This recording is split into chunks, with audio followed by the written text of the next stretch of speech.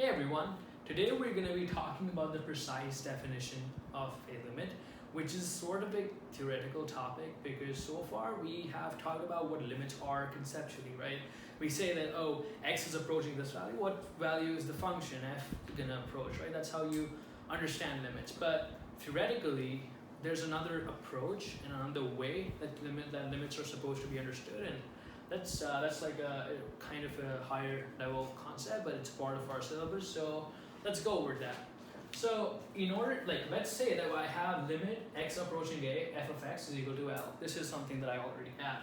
Then this is what I say. For every epsilon is a Greek symbol, a variable that I use, greater than 0, there exists a delta, which is another Greek symbol, greater than 0, such that 0 is less than x minus a is less than delta. So I say the distance between a and the value that x is approaching and my x, right? It has to be, if it's less than certain delta, right? Then that would imply my function, right? And the value that it's supposed to approach, which is L, is less than some epsilon. Let's look at it in a graph way, all right? So I have this graph over here. This is my function, and this is my L, the dotted line, right? So what I have here is L plus epsilon and L minus epsilon. So epsilon is this value right here, right? So obviously epsilon is greater than 0. That's the assumption that we made. So that's why this is L plus epsilon, this is L minus epsilon. And then this is the function, right? And this is another bracket that I have on the x-axis. So I have a here, and I'm saying that my x is gonna lie between this in this bracket, which is a minus delta to a plus delta. And then I can find this, I can prove that this f of x, right? This is gonna approach L when when x is gonna be a. So this is like a zoomed in version of it, wherein we have reduced the value of delta and like epsilon, and that has resulted in a reduced value in delta, right? Because now my epsilon is smaller. Earlier it was this big, now it's smaller, and because of that, my delta, which was like this big before, it has decreased in size. I have a rectangle here, right? This rectangle, and it's smaller in size now. So usually this is the way it works, that when you decrease your epsilon value, your delta value is also going to decrease. Let's look at an example to better understand how we're gonna prove like a limit is true using the precise definition. So let's say I have this simple function f of x is equal to 4x minus 5, and I say that just write it this way: limit x approaching 3, 4x minus 5 is equal to 7.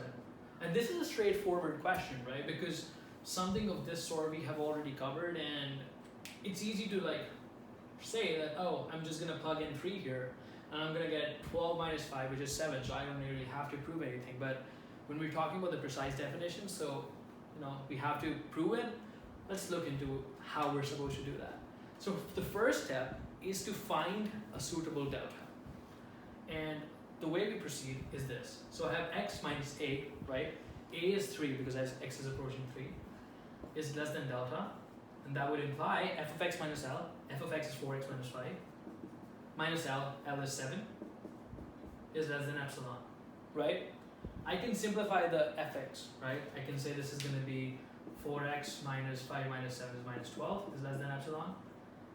And our goal, right, when we're trying to find a suitable delta to start our proof with, this is sort of like a rough word, but it's like I would recommend that you write it out when you're solving questions and such.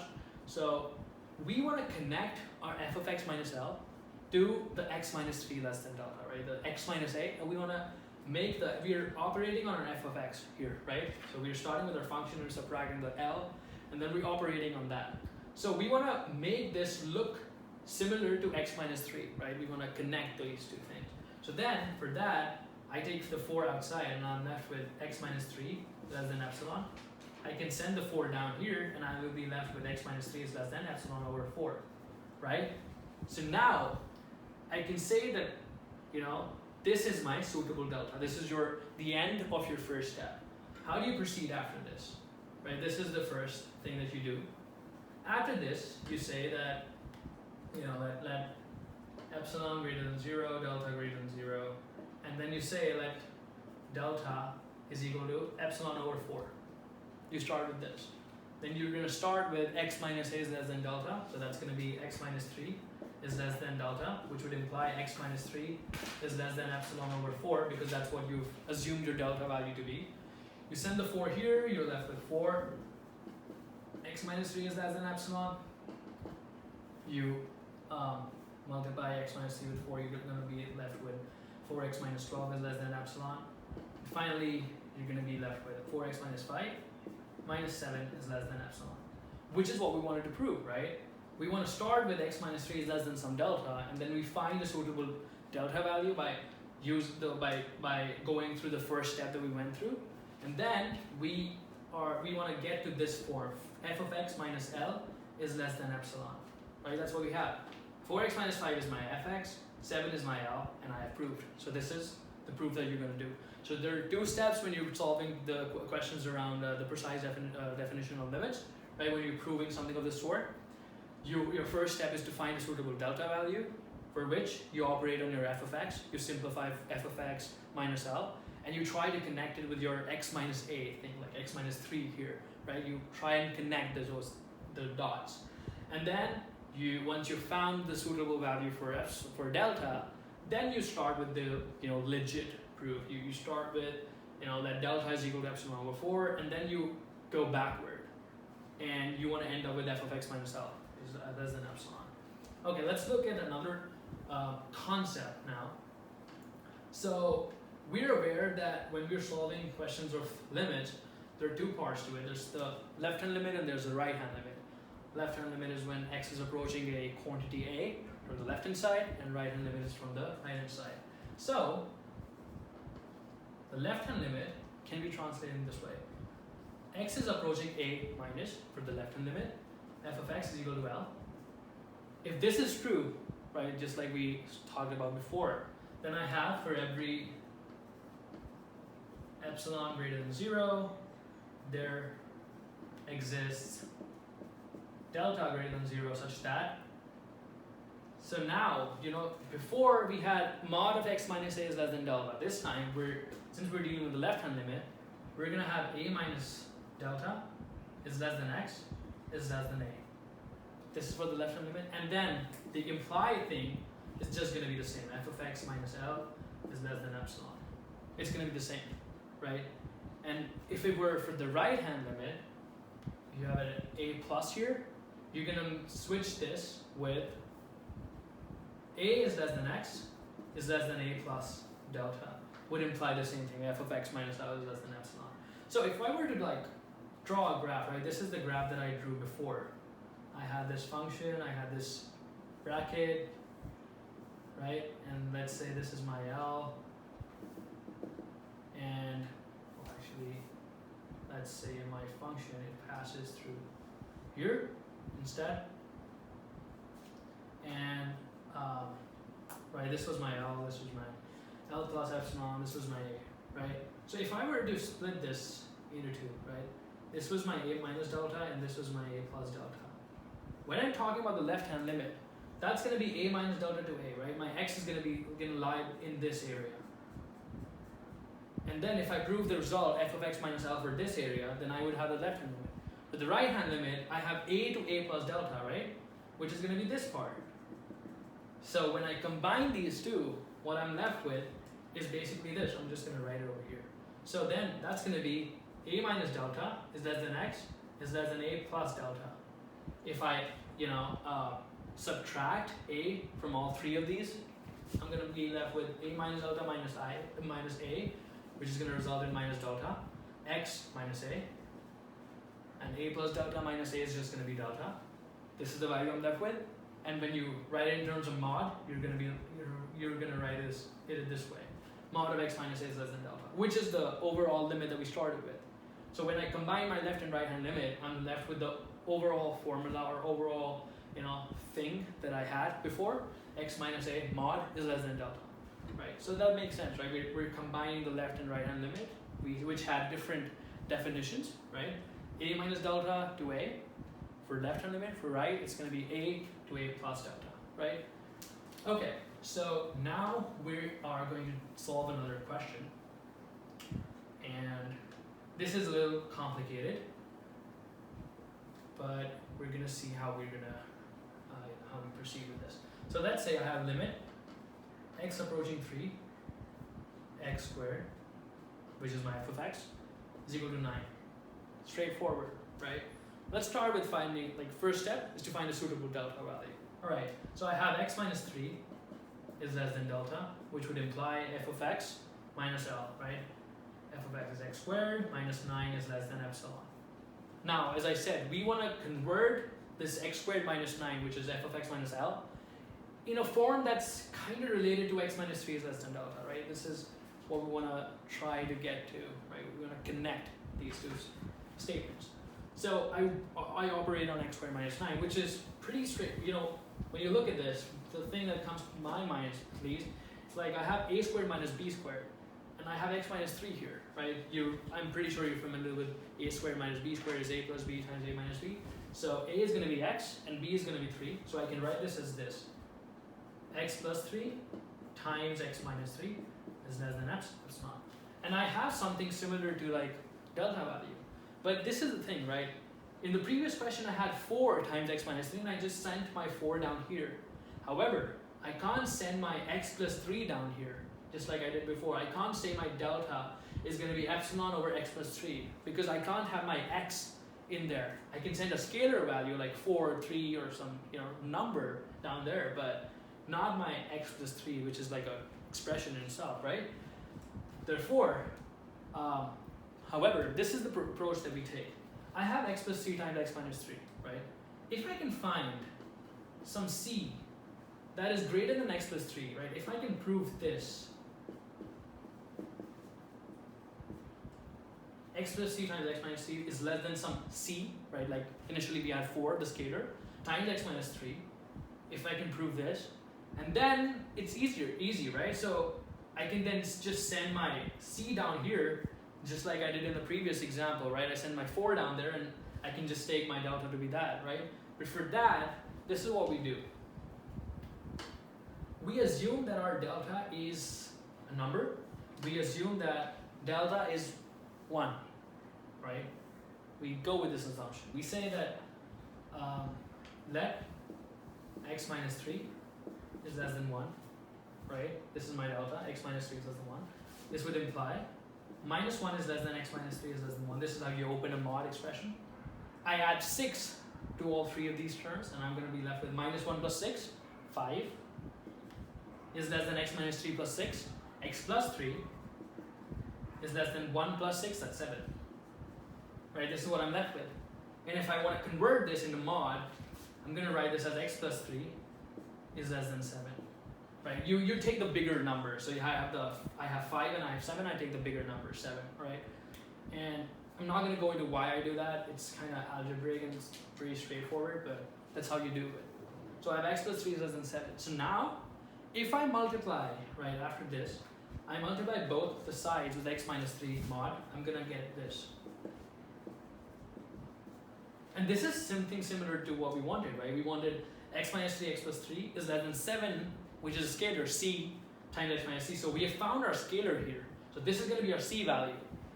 So now, assuming that x, our delta was 1, we have found a scalar c, which is 7. And then we can just, write it this way, and then you can send the 7 down there, and that's going to be like our delta value. However, we've already considered 1. So the way we write this out is that you say that your delta is the lesser of the two values that you have, right? So we have 2 values. We have 2 delta values, right? Epsilon greater than 0, delta greater than 0. And I start with let delta be the minimum of 1 and epsilon over 7. Why do I do this, right? Because I assume 2 things. I assume my x minus 3 is less than 1. And what is the second thing I assume? I assumed c times x minus 3, right? This is what I had. The other thing is c times x minus 3 is less than epsilon. And the c that we found out was 7. So then x minus 3 is less than epsilon over 7. Right? These are the 2 quantities. So we say the delta is the minimum of these 2, right? The smaller one. So the way we write this is that we say that delta is this, right? So then I have x minus 3 is less than delta, right? And I say if x minus 3 is less than delta, then that would imply that would give me x minus 3 is less than epsilon over 7. I start with that, and I say that this would translate into what? I say that 7 times x minus 3 is less than epsilon. And then I say that since x minus 3 is less than 1, because 1 is also in there when I found delta, this would imply, you can show the math of how you're going to add 6 to all 3 of these sides, and you're going to end up with this. X plus 3 is less than 7, right? Once you have that, and you connect these two, you say from 1 and 2, this is 1, this is 2, so you write from 1 and 2, I can say that x plus 3 times x minus 3 is less than 7 times x minus 3 is less than epsilon, right? I can connect these two things. And after that, what you're supposed to write is, you're going to be left with x plus 3 times x minus 3 is less than epsilon. If this quantity is less than this, and this is less than epsilon, then you can say that x plus 3 times x minus 3 is going to be less than epsilon, right? So you multiply these two again, you're going to be left with x squared minus 9 is less than epsilon. And this is exactly what you wanted.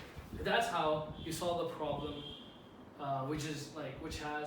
so in the previous question, we simply found a 4 that we could send down a scalar, right? But this time we had x plus 3 that was being multiplied to x minus 3.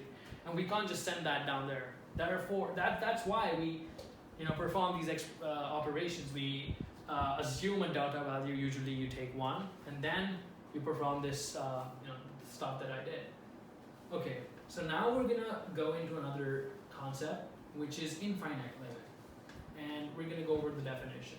So let's say I have this limit x approaching a, f of x is equal to infinity. Let's say I have that, right? So then that would mean that the way definition is going to be for every epsilon greater than 0, there exists. This time you're not going to use delta, right? I don't know. This is the convention. You're going to say m greater than 0, such that.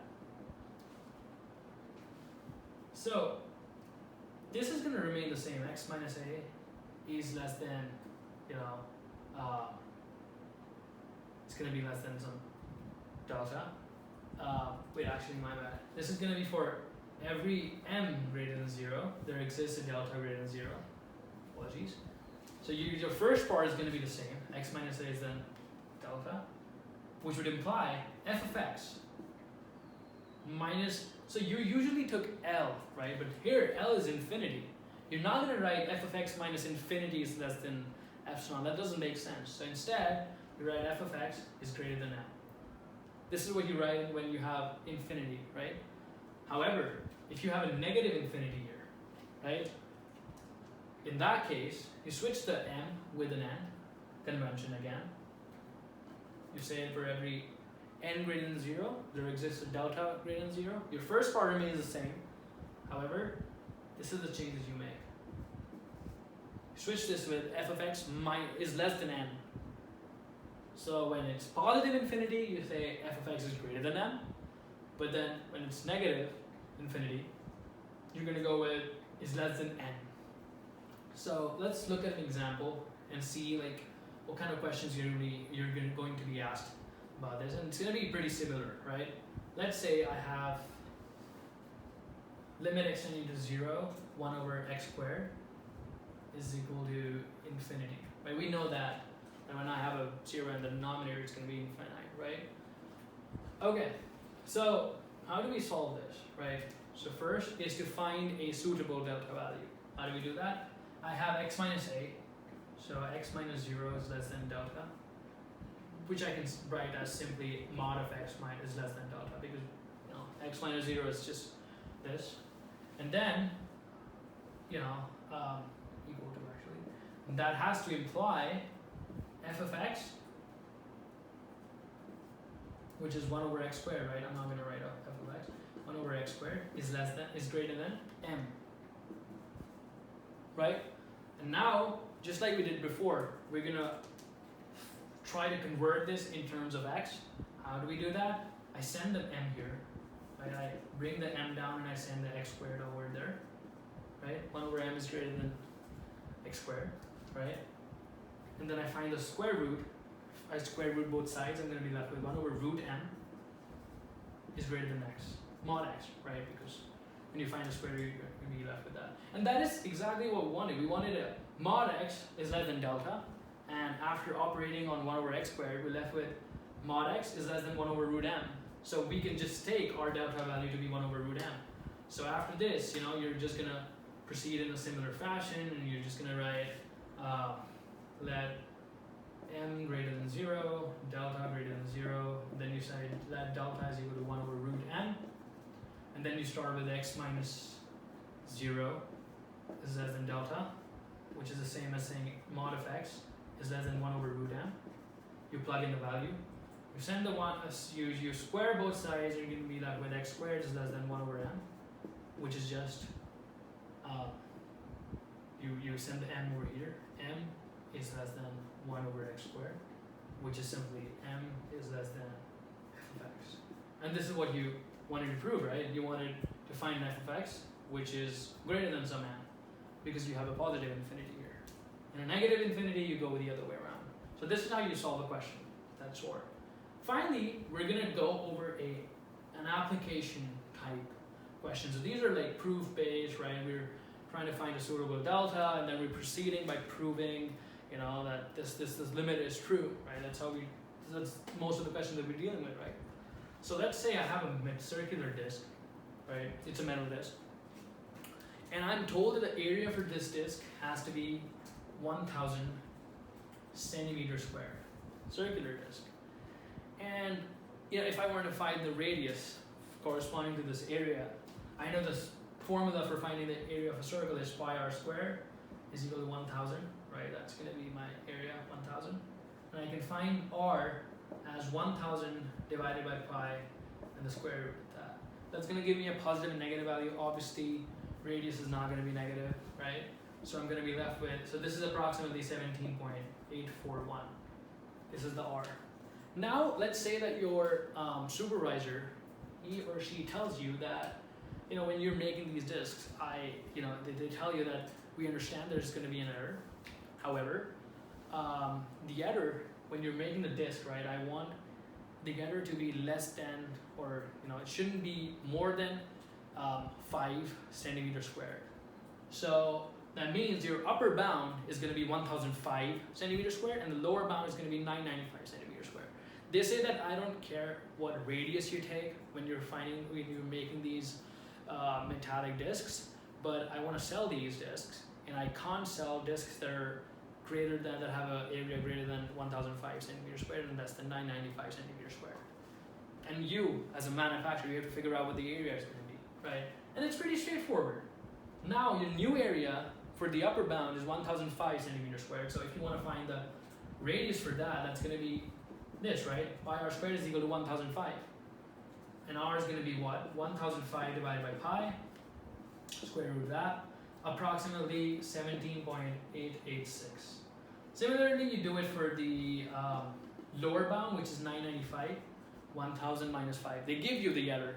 They give you that the error in the area is 5, right? You find lower bound, and that's going to be, r is going to be root 995 over pi. That's approximately 17.796, right? And this is your radius, that like the exact radius that you want to aim for. However, you're allowed you can make some sort of error, but that error, you find that the maximum radius that I can take is 17.886, and the minimum is 17.796. If you find the difference, right, this is going to give you 0.44. If you subtract this upper bound on the radius with the actual radius that you want to aim for, which is 17.841, and the lower bound with this, and you're gonna get 0.44.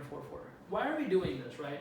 So let's try and understand this in terms of the various terminologies that we've just discussed.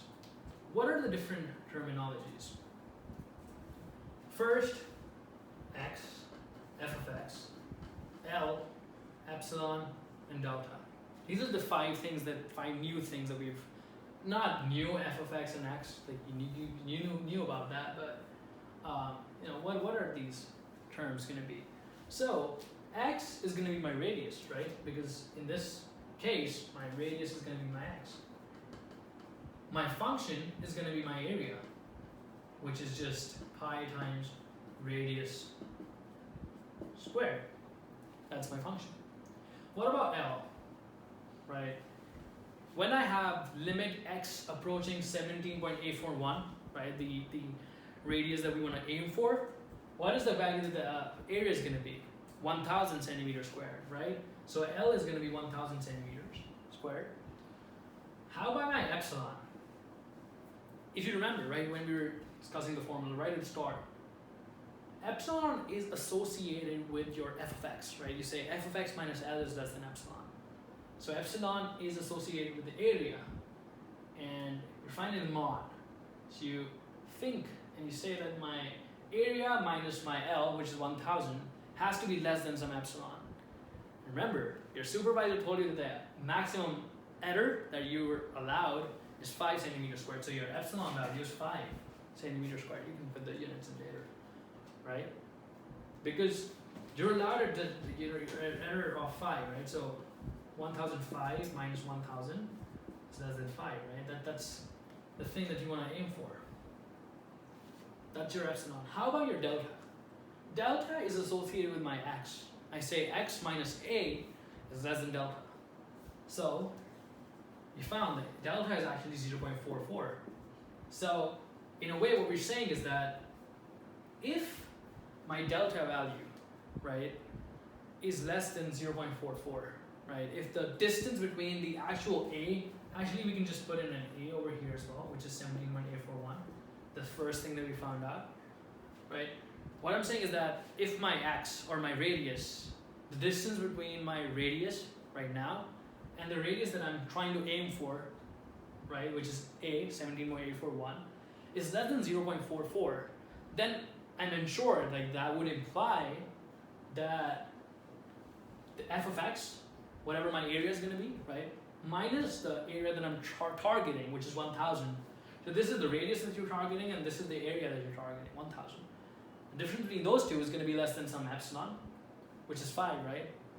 So if you, as a manufacturer, make sure that the difference in radius is not greater than 0.44, then you can ensure that the difference in area is not going to be greater than 5. The error is not going to be more than 5.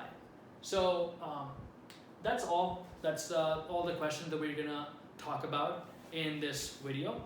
And we're going to go over some other concepts in the future video. We're going to go over continuity and differentiation.